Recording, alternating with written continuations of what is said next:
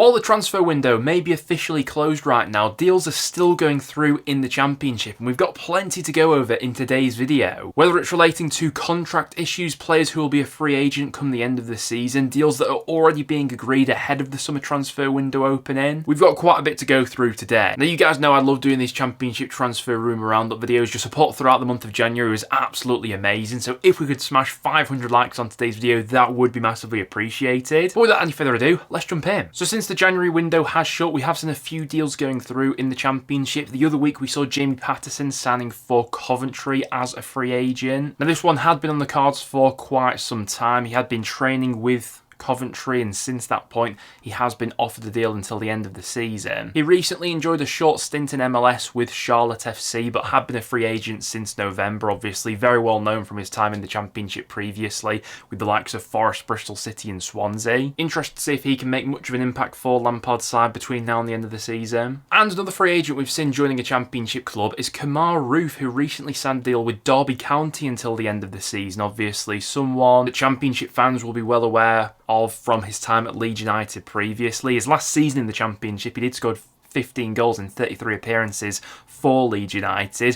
While the 32-year-old is no longer at the peak of his powers, John Eustace will be hoping that he can add something in the final third for Derby between now and the end of the season. Obviously, consistently hitting the back of the net has been a real problem for Derby of late. Now, in the case of Kemar Roofe, he most recently played for Rangers. He was let go at the end of last season, so has been a free agent for 8 months, so it'll probably take him a bit of time to get up to speed with the pace of the Championship. And in his final few years at Rangers, didn't really play that much, but Derby will be hoping that he can at least chip in with a few goals between now and the end of the season to help them survive. But those are a couple of deals which have gone through in the Championship over these past few days. Now without any further ado, let's jump into some rumours. Now, as the transfer window is currently shut, this is the part of the year where we do get a few silly rumours flying around, one of them being Rasmus Højlund being linked with a move to Leeds United. Now obviously this would be on the basis that Leeds are promoted to the Premier League next season. It has been reported that the Man United forward could be made available for around about £40 million, and Leeds are among the clubs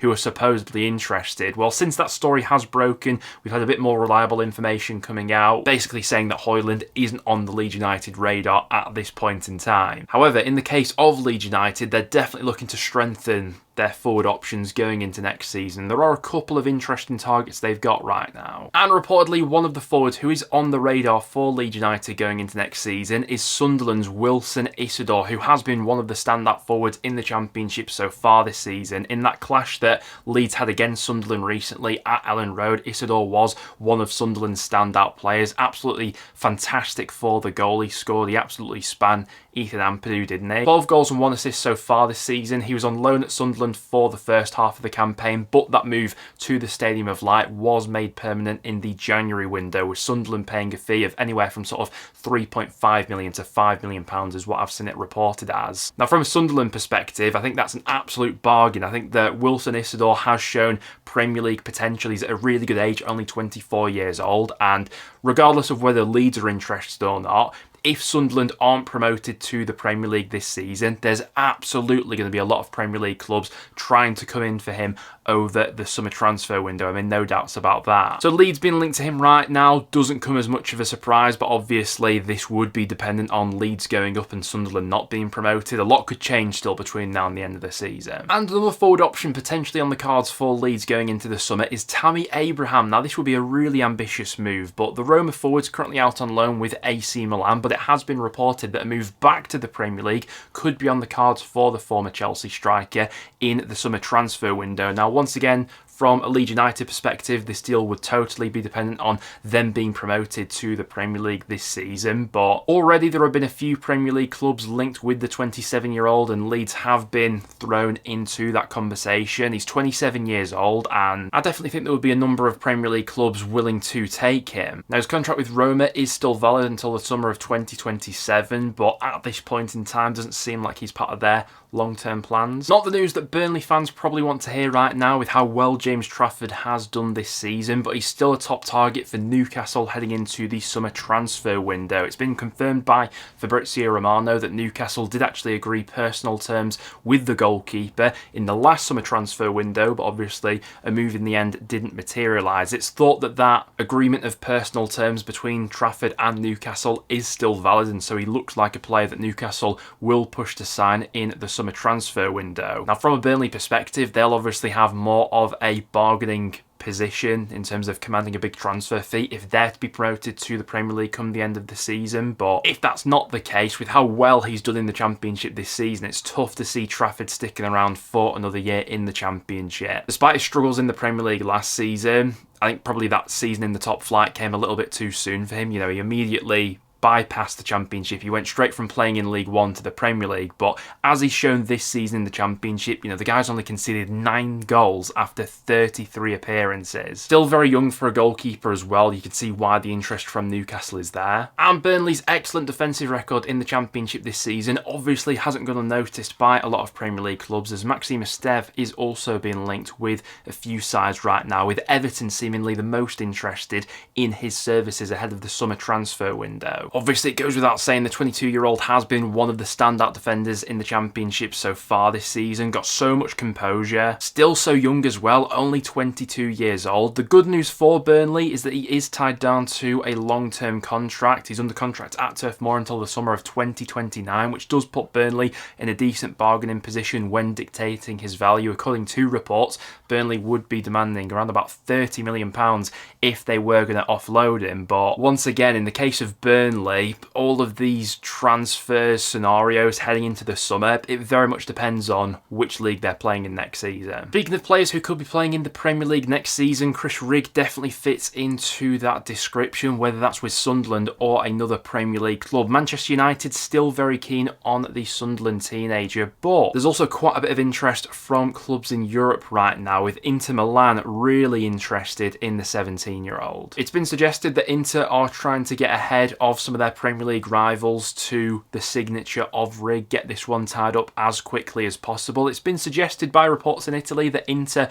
are going to prepare and go in with an opening offer of around about 12.5 million for Rigg, which I think we can all agree there's no chance Sunderland are going to accept that sort of money, is there? Considering his age, pedigree, how good he is right now, the Black Cats are going to be demanding such a higher transfer fee. With the amount of top flight clubs that are interested especially, there very much could be a bit of a bidding war which takes place over the summer. And obviously if Sunderland find themselves in the Premier League next season, there's every chance that Rigg wants to stay there. So I have a feeling he's going to be linked with a lot of clubs between now and the end of the season, especially if he continues to perform really well. Swedish forward Noel Milliskog is someone who QPR are keeping tabs on heading into the summer transfer window. He was someone who QPR were reportedly eyeing up in the January transfer window, but they were ultimately put off by his asking price. He's currently playing in the Swedish top flight, and his club reportedly values him at just over £2 million. Now, along with QPR, there have also been a few other interested clubs, Swansea, who have also been linked as well. Throughout the calendar year of 2024, he got 15 goal contributions in 33 appearances and looks like a tidy player, only 22 years old as well. Definitely one to keep your eye on heading into the summer transfer window. Peterborough United's Emmanuel Fernandez is still someone who's reportedly on the radar of Norwich City. Now, Norwich were trying to sign the 23-year-old at the back end of the January transfer window. They were pushing for that one on deadline day, but ultimately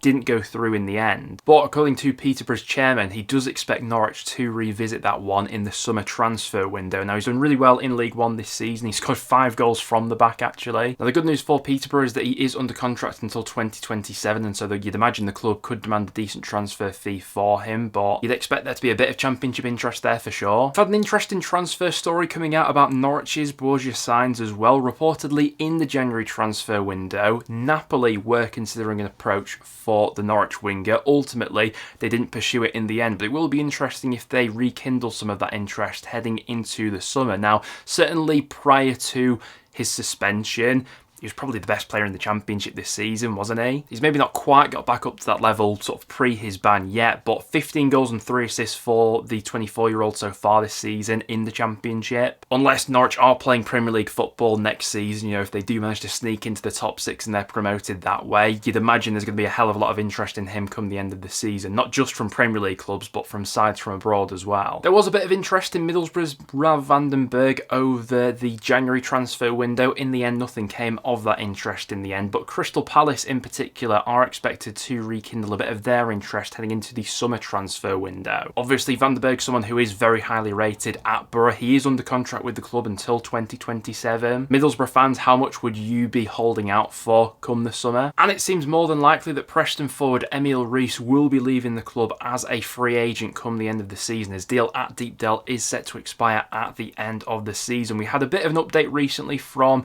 Paul Heckingbottom in terms of what's happening with Rees. Basically, he said Rees is keen to see out this current contract at Deepdale and sort of assess his options over the summer. During that interview, he didn't completely rule out Rees signing a contract renewal with Preston, but he at least wants to see what offers are out there first. And I think most North End fans now feel it probably is the end of Rees's time at North End, certainly come the end of this season. I think it's fair to say he's definitely been a bit hot and cold this season in terms of his overall form, but it does have to be said in the Championship this season, Rees is our top scorer with 9 goals. He's got 2 assists as well. He scored a brilliant one in midweek against Millwall, didn't he? Now, even just thinking back to the January window, there were a number of Championship clubs who had been linked with the Danish forward. You had the likes of Sheffield United and Sunderland who are both sniffing around. Potentially available on a free transfer at the end of the season. There's going to be a lot of Championship interest, but I also wouldn't be surprised if there's a bit of interest from some clubs abroad as well. I think it is becoming more of a trend nowadays, especially for players to see out their contracts, leave when they expire, and then they're able to get that big signing on fee when they sign for an ex-club, and Rees has probably got that in his mind right now. But those are some of the latest transfer rumours that I've seen going around the Championship. As always, if you've seen anything else, make sure to get it in the comments down below and we'll discuss it in next time's video. But apart from that, thank you very much for tuning in, guys. If you did go on to enjoy, make sure to leave a like, and I'll see you all in the next one.